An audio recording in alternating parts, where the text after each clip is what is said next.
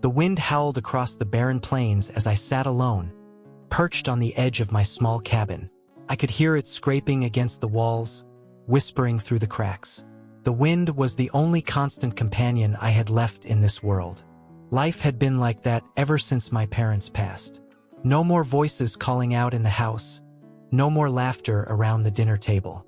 Just me, the open sky, and the distant mountains that seemed to stretch on forever.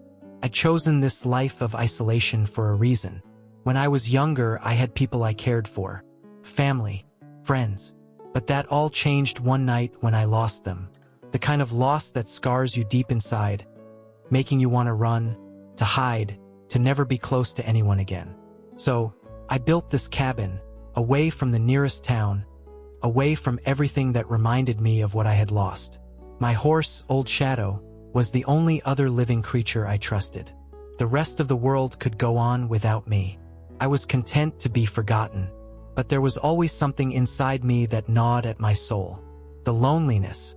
It wasn't the kind of loneliness that can be chased away by silence or distance. It was deeper, like a part of me had been ripped out, and no matter how far I rode or how many nights I spent in the quiet dark, it never went away. I would lay awake, listening to the sounds of nature outside, and wonder what it would be like to be part of something again, to belong. That night, the loneliness in me was louder than ever. I had just finished gathering firewood when I heard something. It wasn't the usual rustling of leaves or the chirp of insects. This was something different, something desperate. A cry, a human cry. My heart jolted in my chest, and I froze, my fingers still gripping the handle of my axe. I couldn't place the sound at first. It didn't sound like an animal, it was unmistakably human. I stood there for a moment, a chill running through me. The cry rang out again, closer now, mixed with the sounds of water splashing. Without thinking, I grabbed my rifle from the cabin and hurried towards the river, my boots kicking up dirt behind me. The setting sun cast long shadows on the ground, and the distant hum of the wind seemed to fade away as I neared the riverbank. My breath caught in my throat when I saw her, a woman, a Native American woman, struggling against the current. Her leg was twisted awkwardly, and she was barely able to keep herself afloat. The river was wild this time of year, the water rushing with an unrelenting force. My instinct was to reach out to pull her from the water, but my mind screamed a different thought. Helping a Native woman could be dangerous. The settlers around here didn't look too kindly on people like her. I'd heard stories of what happened to those who helped the enemy. But as the woman's face came into view, her eyes wide with terror, I felt something in me shift. I couldn't just stand there. I had to do something. I moved quickly, wading into the cold river. The current pulled at my legs, but I reached out and grabbed her, pulling her toward the shore. Her weight nearly dragged me under, but I pushed through, one step after another, until we finally reached the bank. She collapsed against the rocks, gasping for breath, her body trembling. I could see the pain in her face, the way she winced as she tried to move her leg. It was clear that she had been through hell, and now she was in my hands. As I caught my breath, my mind began to race. What had I done? I had saved her. But at what cost? What if the Apache tribe came looking for her? What if they saw me as an enemy, as a traitor? But in that moment, I made my choice. I wasn't going to leave her here to die. I lifted her into my arms, the weight of the decision heavier than the woman herself. I didn't know what lay ahead, but I couldn't turn my back on her now. I carried her to my cabin, and as the door closed behind us, I realized I had already stepped into something much bigger than myself. The weight of the world pressed down on me, and I wasn't sure if I was strong enough to carry it. But I had no choice now. The storm was coming. I laid her down carefully on the cot by the hearth, my hands trembling slightly as I checked her leg. The injury was bad. Her ankle was swollen, bruised from the looks of it, and the blood soaking through her torn moccasins told me she'd been struggling for longer than I'd realized. She was breathing heavily, eyes closed, but she seemed to be alive, which was the most important thing. I set to work quickly, gathering what little medical supplies I had. It wasn't much, Just some old bandages and herbs I had from my own days as a young cowboy. But it would have to do. I didn't trust myself with anything beyond basic field care. But it was better than nothing. The silence of the cabin pressed in on me, and the weight of the decision I had just made started to settle heavily on my chest. The woman, whose name I had yet to learn, winced as I wrapped her leg with the cloth. She didn't scream, but the way her jaw clenched told me how much pain she was in. I wanted to apologize, to tell her it would be all right, but those words felt hollow in my throat. What did I know about making things all right? I'd spent my life running from everything, never once looking back. Now I was faced with something I couldn't escape. When I had finished tending to her leg, I stepped back, wiping my hands on my pants. She was still unconscious, and I was left alone with my thoughts. The fire crackled in the corner, but the sound did little to comfort me. My mind kept racing. What had I done? As I stood there, my gaze drifting toward the small window, I caught a glimpse of the moon rising over the horizon. The night was cold, and a sense of foreboding crept into my bones. It wasn't just the night that unsettled me. It was the knowledge that someone, or some group, would be looking for this woman, the Apache. A knot twisted in my stomach. I had heard the stories, of course. Stories about the Apaches, their raids on homesteads, the way they fought back against the settlers. They weren't just stories of bloodshed and violence. They were warnings. Warnings to keep to yourself, to stay isolated, and never, ever get involved. But here I was, taking in an injured Apache woman, a stranger from a people I had been taught to fear. I couldn't help but wonder, would she betray me? Would I wake up in the middle of the night to find her gone? Or worse, find myself surrounded by a group of angry warriors, demanding her return? I walked to the door and peeked outside, scanning the dark horizon. Nothing. But I knew it was only a matter of time before someone came. My cabin wasn't hard to find. It was one of the few structures for miles. If there was anyone out there looking for her, they wouldn't miss it. And I wasn't foolish enough to think I could outrun 50 Apache warriors if they came searching. I sighed and leaned against the doorframe, my rifle slung across my back. I had to think. What was I going to do? There were only a few choices ahead of me, and none of them seemed to offer any comfort. Should I send her away? No, she'd never survive on her own, especially with that injury. And besides, I couldn't bring myself to do it. The truth was, there was something in me that couldn't just abandon her. She was a stranger, yes, but there was something about her. Something that made her more than just a target or a threat. I had saved her life, and now I had to protect her, even if it meant putting myself in danger. I turned back to look at her, still lying on the cot, her face pale and drawn. She was beautiful, despite the dirt and blood. A soft, quiet strength emanating from her that somehow comforted me. She wasn't an enemy. She wasn't a savage. She was just a person, just like me, and that realization hit me like a thunderclap. As I stared at her, I couldn't help but wonder, was I being foolish? I was just one man, alone in the wilderness. I wasn't prepared for this. I didn't have a plan. What if they came for her? What if they came for me? The sound of hooves suddenly echoed in the distance, and my heart stopped. I rushed to the window, my pulse quickening. There, in the distance, a cloud of dust rose into the air. The unmistakable sound of hooves pounding the earth reached my ears, growing louder by the second. They were coming. The Apache. My chest tightened as I watched them approach.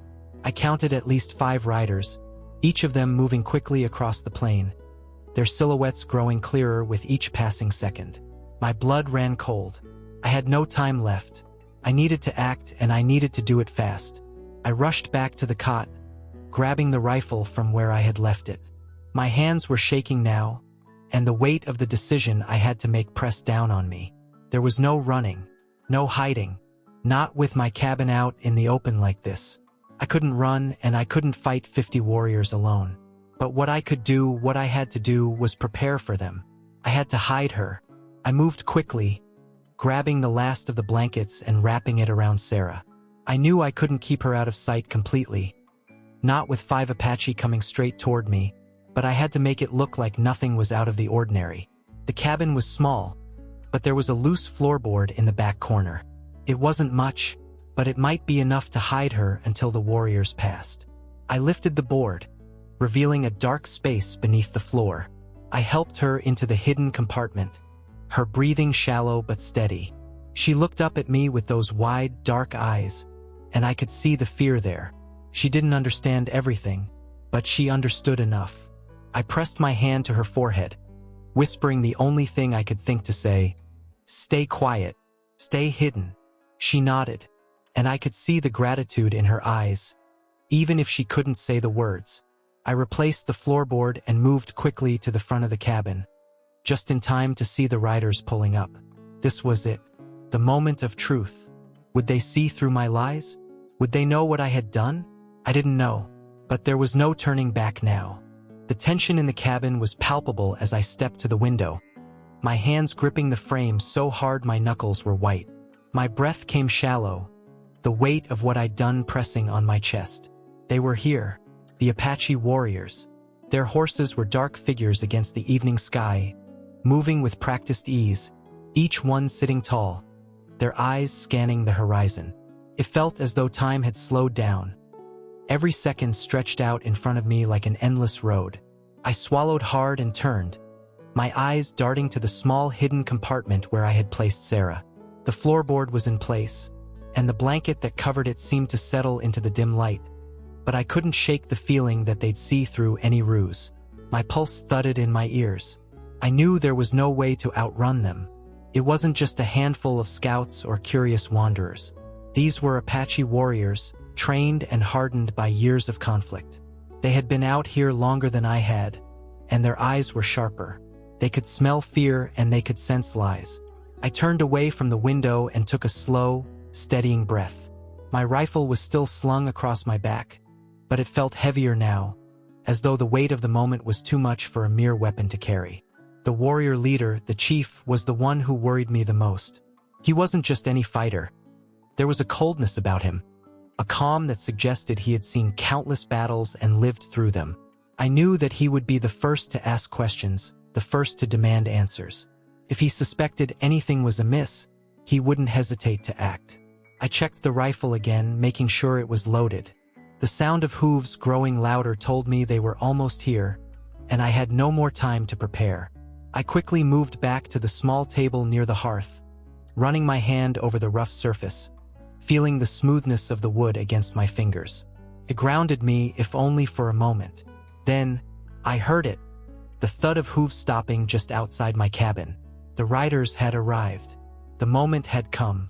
A knock at the door, sharp and decisive, rattled the stillness. My heart skipped a beat. I straightened, forcing myself to exhale slowly, keeping my breathing as even as possible. There could be no hesitation now. I couldn't falter. I had made my choice, to protect her, to stand against whatever came my way, even if it meant facing the consequences head-on. I walked toward the door, each step echoing in the small cabin like a drumbeat. When I opened it, the cool evening air rushed in, carrying with it the scent of dry earth and the distant cry of a coyote. Standing there was the leader, his face stoic, his eyes sharp. He was a mountain of a man, towering above me, with thick black hair braided into intricate patterns. His eyes, dark and unreadable, met mine, and for a moment, neither of us spoke. The world around us seemed to hold its breath. "I've come to speak with you," he said, his voice low and steady, but carrying an undeniable authority. His gaze flickered past me, no doubt searching the interior of my cabin, looking for any sign of his missing kin. I could feel his eyes on me, and the weight of his scrutiny was enough to make my skin crawl. I nodded, keeping my posture calm, hoping that my nerves wouldn't show. "What do you want?" I asked, trying to sound as neutral as possible. "We've been searching for one of our own," he said, his eyes narrowing. "A young woman, Apache." He paused for a beat. "We've heard she was seen in this area." I clenched my fists, fighting the urge to break eye contact. It was too close. His words hit me like a punch to the gut, but I knew I had to stay strong. There was no going back now. "She hasn't passed through here," I said, forcing my voice to remain steady. The lie tasted bitter on my tongue, but it was the only choice I had. The chief didn't seem convinced. He studied me for a long moment, his gaze flickering across my face, then toward the small space in the cabin behind me. It was almost as if he could sense that I was hiding something. His presence was overwhelming, and every muscle in my body screamed at me to retreat. But I stood firm. "You're lying," he said quietly. "I can see it in your eyes. You know where she is." I felt my heart hammering in my chest. My breath hitched for just a split second, and that was enough to let him know that something wasn't right. I braced myself for what was coming. My legs felt like they were made of stone, and I was certain I couldn't move if I tried. The chief's lips twisted into a small, knowing smile, though it didn't reach his eyes. He stepped forward, closing the distance between us until we were just inches apart. I could feel his presence like a weight pressing against me. "You have two choices, cowboy," he said, his voice taking on a cold edge. "You can tell me where she is, and I'll let you live. Or you can protect her, and I will show you how ruthless we can be." The words hung in the air between us, thick with menace. I knew what he was asking. He was giving me the chance to save myself, to save my life by turning her over. But I couldn't do it. I couldn't betray her like that. I thought about the woman hidden beneath the floorboards, her pain, her fear, the gratitude in her eyes when I helped her. I thought about my own loneliness, how it had been eating away at me for years, how her presence had given me something to hold on to, even if just for a moment. I made my choice. I wasn't going to back down now, not when it mattered most. "No," I said, my voice steady now. "I won't tell you." The chief didn't flinch, but I could see the rage beginning to build behind his eyes. This was it. I had made my stand. For a moment, everything was still. The wind seemed to hold its breath, the world around me pressing in, suffocating. The chief didn't move. His gaze locked onto mine with the intensity of a predator sizing up its prey. I could feel the weight of his stare like a physical presence, heavy, unforgiving. His expression remained unchanged, but something dark flickered in his eyes. A warning, a promise. It was a look that could shatter the resolve of even the toughest man. I could hear my heart pounding in my chest, the only sound in the cabin. The chief's silence stretched on, and I could feel the sweat forming on the back of my neck, soaking into my shirt. Every inch of me wanted to shrink, to run, but I held my ground, forcing my feet to stay rooted to the floor. His lips parted, and for a moment, I thought he would speak. But instead, his hand moved to the hilt of his knife, his fingers wrapping around the handle with the same ease as if he had done it 1,000 times before. He pulled it free from his belt, the blade gleaming in the dim light, and held it out in front of him. It wasn't an immediate threat, but the message was clear. This wasn't a friendly conversation anymore. "You've made your choice, cowboy," he said, his voice low, cold, like the growl of a wolf before it pounces. "And now you'll live with the consequences." I felt the air around me grow heavier, charged with the weight of his words. But despite the fear gnawing at my insides, I didn't flinch. My hands were shaking, but I made no move to draw my own rifle. I wasn't sure what I was waiting for. A sign, perhaps. A moment of clarity. A hint of mercy, maybe, but nothing came. The chief stood in front of me, his stance firm, unyielding. And then, before I could react, I heard her voice. "Such," she whispered, her words broken but clear. "He is not the enemy." It was Sara. She had heard us, and though she could barely stand on her own 2 feet, she was somehow there, stepping toward the door with a limp, her hand bracing herself against the wall. Her face was pale, but there was fire in her eyes, a strength that had not been there before. I could see the determination in her as she made her way to the threshold, ignoring the pain in her leg. The chief's eyes flicked to her, his hand still gripping the knife, but there was a change in his posture. He didn't lower it, but his gaze softened, just a fraction. The silence that had filled the cabin seemed to grow heavier. Felt like the entire world was waiting for the next move. Sara stopped at the doorway, her body swaying as she struggled to keep her balance. She didn't look at me, but I could feel the weight of her presence, her courage bleeding into the room. She was ready to face whatever came, even if it meant facing her own people. "Please," she said again, her voice hoarse but full of conviction. "He saved me. He is not your enemy." The chief didn't speak for a long time. His eyes moved back and forth between us, assessing the situation, weighing his options. The tension in the room was suffocating, and I could feel my breath becoming shallow as the seconds ticked by. Would he see the truth in her words, or would he take the opportunity to attack?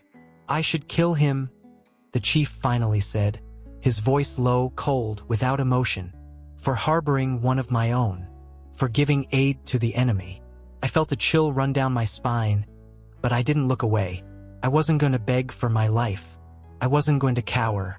But Sara stepped forward, her body trembling, but her eyes fierce. "No," she said, her voice rising slightly. "You don't understand. I ran because I couldn't live like that. You cannot kill him for what he's done. He's helped me, and now you must help me." The chief's eyes flicked to her again, his face unreadable. For a moment, I thought he might strike her down then and there, but instead, he lowered his knife slowly, his eyes narrowing as he turned back to me. "You have saved my people," he said, his voice steady but heavy. "But you have also put yourself in a position where you will be judged." I stood still, not knowing how to respond, not knowing if this was my final moment or the beginning of something more. "I don't want to fight," I said, my voice low. "I don't want to be caught in the middle of something I don't understand." The chief took a step forward, his face hardening again. "You have already chosen your side," he said, his words a quiet promise, heavy with finality. "Now you must live with that choice." For a moment, I thought he was going to attack, to bring the full weight of his warriors upon me. But he didn't. Instead, he stood still, his gaze unyielding, as if weighing the consequences of his next move. And then, with one final glance at me, he spoke again. "You have a choice," he said, his tone softening, just slightly. "You can leave, Cowboy. You can walk away and never return. Or you can join us, as one of our own." The offer hit me like a hammer to the chest. Join the Apache? Leave everything I had known behind? The life I had built, the isolation I had fought so hard to maintain. It all seemed to crumble in that instant. But then I looked at Sara. I thought of the choice I had already made, to save her, to protect her. And I realized that the offer the chief was giving me was more than just an ultimatum. It was a chance to change everything. A chance to step out of the darkness of my past and into something new. "I'll stand by her," I said, my voice steady. "I'll stand by you." The chief nodded slowly, a hint of approval flickering in his eyes. Then, without another word, he turned on his heel, signaling to his warriors. They mounted their horses, ready to leave. The air in the cabin seemed to shift, and as they rode off into the night, I stood there, my heart heavy with the weight of the decision I had just made. The confrontation was over, but the battle was far from won. What had begun with an act of kindness had now led me down a path I had never imagined. As the cabin door swung shut behind me, I knew I had crossed a line, and there was no going back. The hours after the Apache warriors left felt like a strange kind of limbo, suspended in a tense silence that settled over the cabin. It was as if the very air held its breath, waiting for something. A resolution, a shift, an inevitable storm that was sure to follow.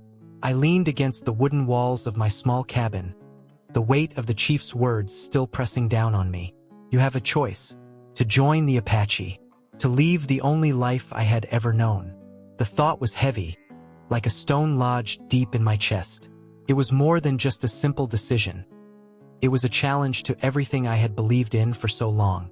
I had spent years in isolation, away from people, from the very world that had betrayed me. I had sworn to never get entangled with others again, to never risk my heart or my soul.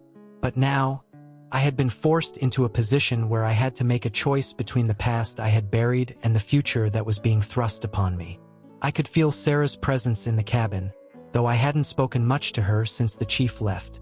She had returned to the cot, her legs still wrapped and elevated, but she seemed to be watching me from the corner of her eye, as though waiting for me to make the next move.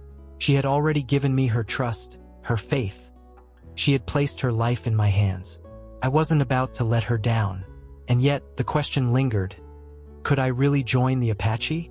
Could I live among them, abandoning everything I had known and loved? My heart screamed in protest, but my mind, ever pragmatic, reminded me of the risks. If I turned my back on them now, would the chief's words have consequences? Could I ever walk away from this decision without facing the wrath of the tribe? The price of my choice was something I couldn't predict, but I was sure it would be steep. Sara, sensing my inner turmoil, finally spoke. Her voice was softer than I had ever heard it, full of emotion and weariness, but also a quiet resolve.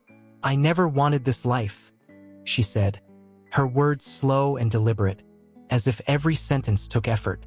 But I can't go back, not to what I was. I ran because I couldn't live under their rule anymore. She paused, her gaze heavy, her voice becoming more strained. They wanted to force me into something I couldn't be. But you saved me. You showed me kindness when no one else would. Her words hit me harder than I expected. The way she looked at me, her eyes filled with both pain and gratitude, was enough to make me question everything I had believed about my own life. I had built walls around myself for so long, keeping people at arm's length, thinking that isolation was the only way to survive. But in saving Sara, in helping her when she needed it most, I had already begun to tear down those walls. And now I was being asked to make the ultimate sacrifice. I turned away from her, walking to the window and staring out at the horizon. The world was vast, stretching out before me, but in that moment, it seemed to close in on me, pressing down on my shoulders. The wind was picking up again, rustling through the trees and carrying the faint sounds of the wilderness. Somewhere in the distance, I could hear the howl of a wolf, its mournful cry echoing across the land. The door creaked open behind me, and I heard the soft footfalls of Sara as she approached. I didn't turn around. Couldn't. "I'm sorry," I said quietly, the words slipping from my mouth before I could stop them. "I never asked for this either, but I can't let you go." I felt her hand on my shoulder, gentle but firm, as if grounding me in that moment. When I finally turned to face her, I saw something I hadn't noticed before, the strength in her eyes. It was a look of defiance, of quiet rebellion, but also of understanding. She knew what I was about to do. She knew the choice I was facing. "You're not alone in this," she said, her voice soft but unwavering. "I won't let you face this alone." Her words were like a balm to my troubled soul. For the first time since this whole ordeal began, I didn't feel so alone. In a strange way, Sara had become the bridge between me and a world I had never wanted to face. She had opened my eyes to something I had long forgotten, the importance of connection, of human bonds, of standing together against the odds. But as much as I wanted to hold on to that hope, I knew the truth. The chief had given me an ultimatum, and I wasn't foolish enough to think that just because I had helped Sara, everything would be forgiven. The Apache were not a people who forgot easily, and they had their own ways of dealing with those who betrayed them. The chief's offer wasn't out of kindness. It was a test. He was testing my loyalty, testing my resolve. The decision was clear now. I had already chosen my path the moment I decided to protect Sara. It wasn't just a matter of survival anymore. It was about doing what was right. It was about standing by the woman who had trusted me, by the people I had once seen as enemies but who were now the only ones who could offer me a chance at redemption. I knew there would be no turning back from this. If I joined the Apache, I would be giving up everything. The land I had called home, the life I had built in isolation, the identity I had clung to, it would all be gone.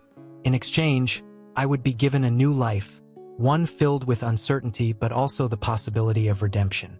And perhaps, for the first time in years, I would no longer be a man running from the ghosts of his past. With a deep breath, I turned to Sara, my decision finally made. "We'll face this together," I said, my voice steady, resolute. "But whatever comes, we stand by each other."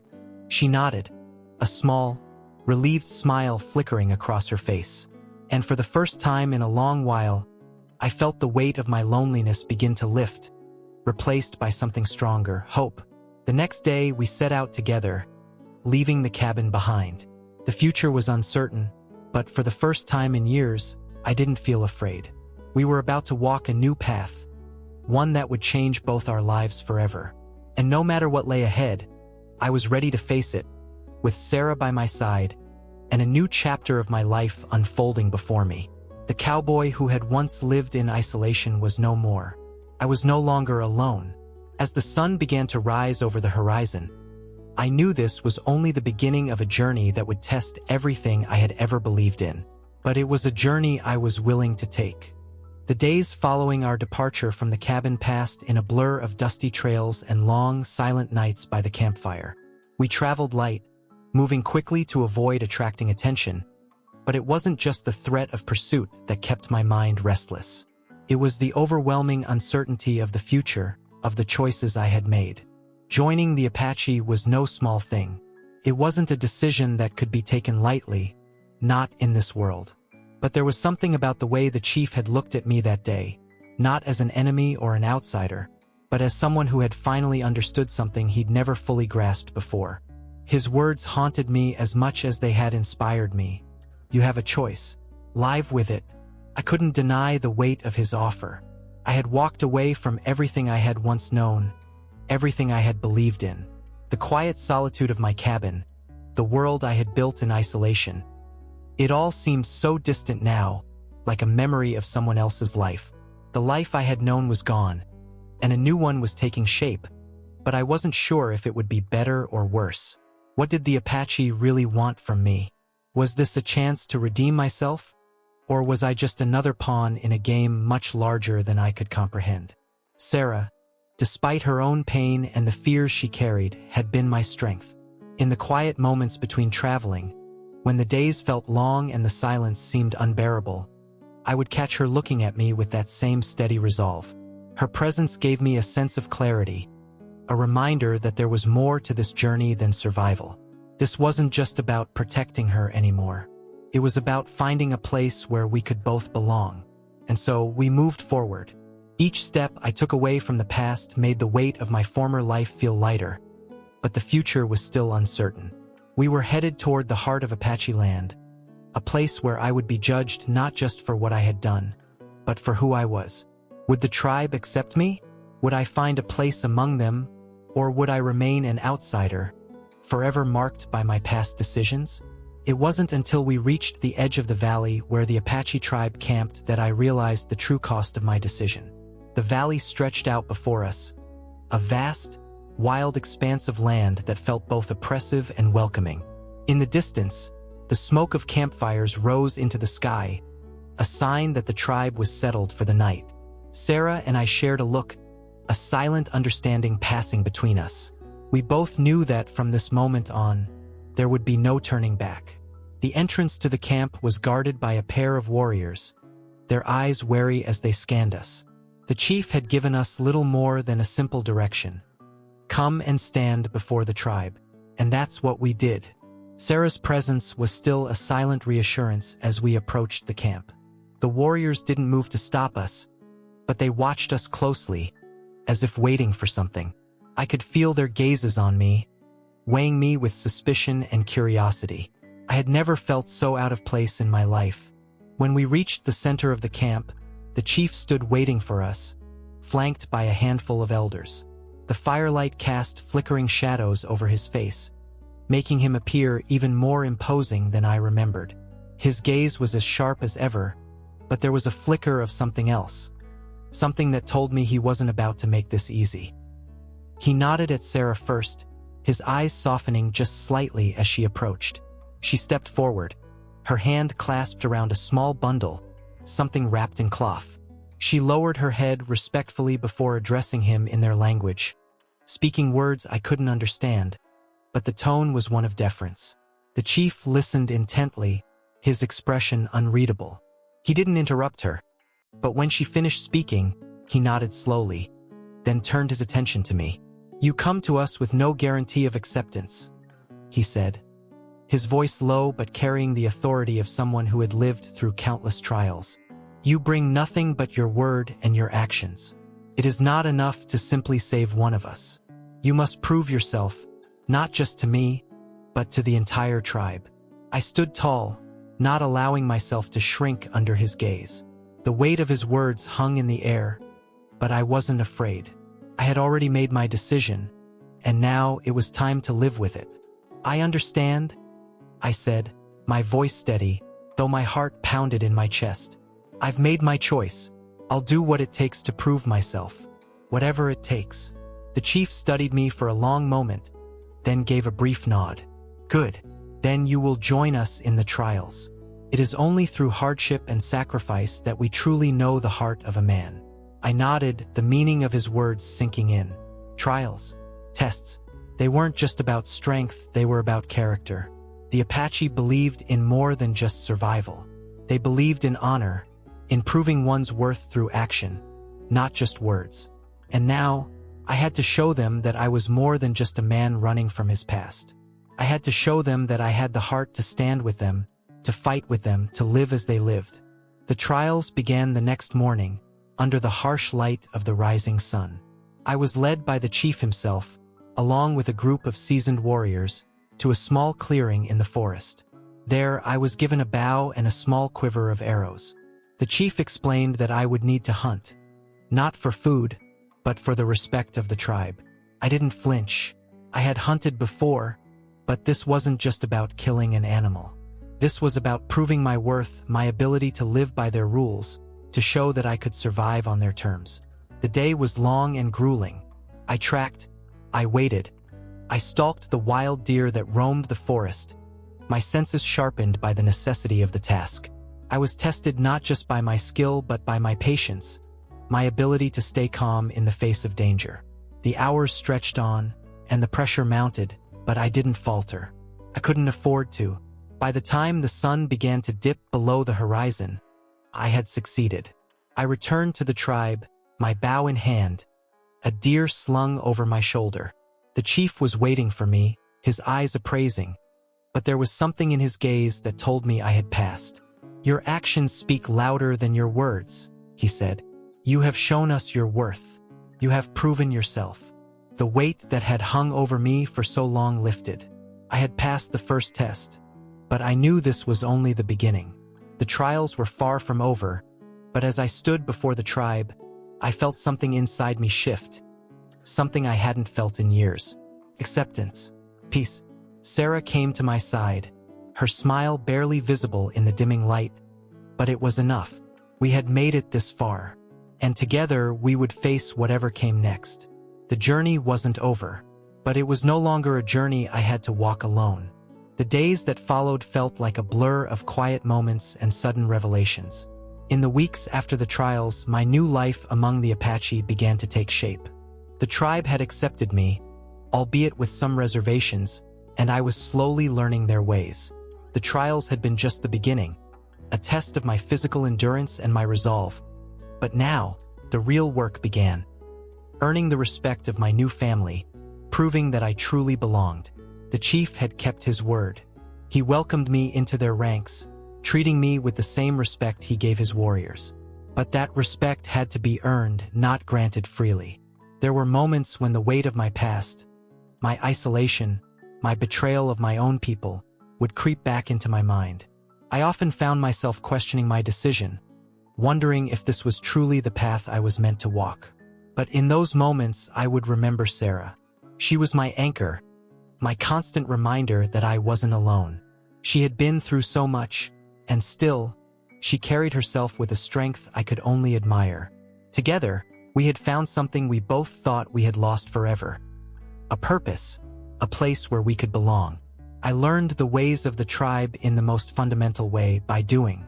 Every task was an opportunity to prove myself, whether it was hunting with the warriors, gathering food, or helping to build the new shelters.